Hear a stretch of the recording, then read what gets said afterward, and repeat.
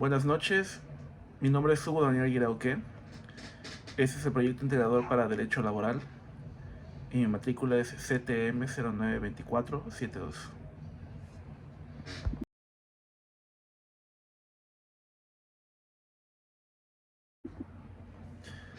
¿Cuál es el fundamento jurídico del sindicato y cómo lo define la Ley Federal del Trabajo?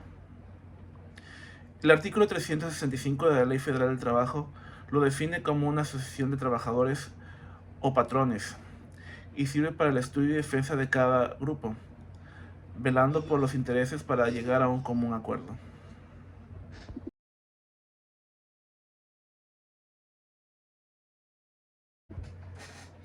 ¿Cuáles son los requisitos legales que debe atenderse para la constitución de un sindicato? Estos son: copia autorizada del acta de la asamblea constitutiva que se realizó, lista con el número, los nombres y los domicilios de los integrantes, además de incluir los mismos datos de los patrones, las empresas o establecimientos donde se presente su servicio, una copia autorizada de los estatutos que fueron establecidos y, por último, una copia autorizada del acta de la asamblea en la que se eligió la directiva.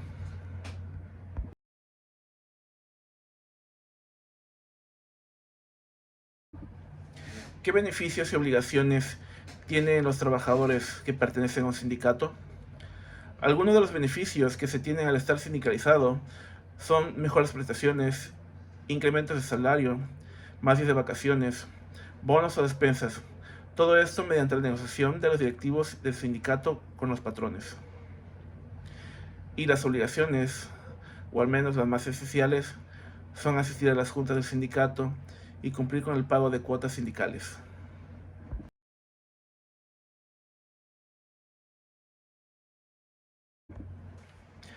¿A qué se le llama huelga y qué objetivos persiguen?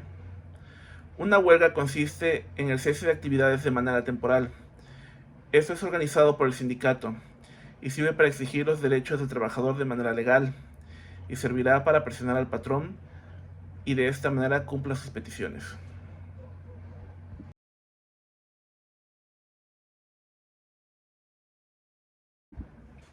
¿Qué requisitos debe cumplir una huelga para que surte efectos legales? Requisitos de forma. Según el artículo 920 y 923 de la Ley Federal del Trabajo, los colaboradores deben reunir peticiones del por qué quieren iniciar una huelga. Requisitos de mayoría obrera.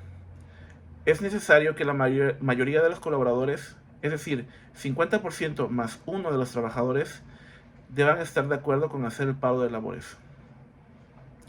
Requisitos de fondo. La huelga debe constituir sus objetivos, lo que servirá para redactar un requisito de fondo.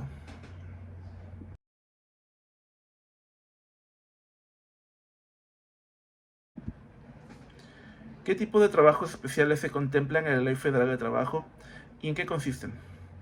Trabajadores de los buques. El artículo 189 de la Ley Federal del Trabajo establece que los trabajadores de los buques deben ser mexicanos de nacimiento, nunca deben adquirir otra nacionalidad y deben de gozar de sus derechos civiles y políticos. Trabajadores de aeronáutica. Según el artículo 237 de la Ley Federal del Trabajo, deben conservar vigentes sus licencias para volar, pasaportes y visas, someterse a examen médico al menos 2 veces al año y cerciorarse de que la aeronave se encuentre en condiciones óptimas después de la supervisión personal especializado. Deportistas profesionales. El artículo 296 y 297 de la Ley Federal del Trabajo establece que los deportistas no pueden ser transferidos de club sin su consentimiento y, de ser así, son merecedores del 25% de las ganancias del cambio de club. Actores y músicos. Según lo estipulado del artículo 304, en este tipo de trabajo no se establecen horarios, descansos o vacaciones, excepción del sueldo, que puede ser establecido por una unidad de tiempo o por temporada.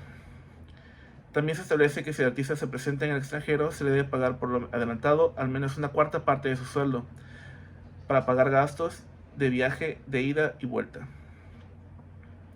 Trabajadores del hogar. El artículo 331 de la Ley Federal del Trabajo establece que las labores del hogar no hace que sea un trabajo precisamente productivo para una empresa, pero sí útil para el bien común.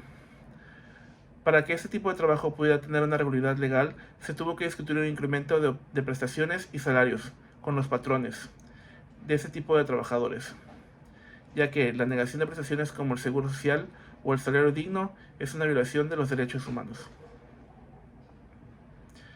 Trabajadores de restaurantes, bares y hoteles. La regulación de este tipo de trabajos no ha sido actualizada desde 1988, por lo tanto, no tienen un salario fijo, laboran horas extra y le deben pagar por los daños que ellos tengan con los utensilios de trabajo. Las propinas son consideradas como parte de su salario y esas son exclusivamente para los empleados. De igual forma, el patrón se ve obligado a proporcionarles comidas saludables dentro del área de trabajo.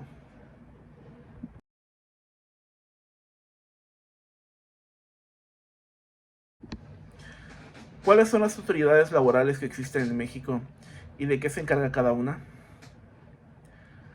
Junta de Conciliación y Arbitraje. Es una autoridad judicial que se encarga de mediar problemas por medio de la paz social y mediante la conciliación, para arreglar problemas y diferencias de índole laboral. Procuraduría Federal de la Defensa del Trabajador. Esa dependencia vela por los derechos de los obreros en caso de no contar con la representación de un abogado en un caso judicial, brindándole asesoría integral al trabajador. Secretaría del Trabajo y la Previsión Social. Establece las políticas públicas para promover el empleo.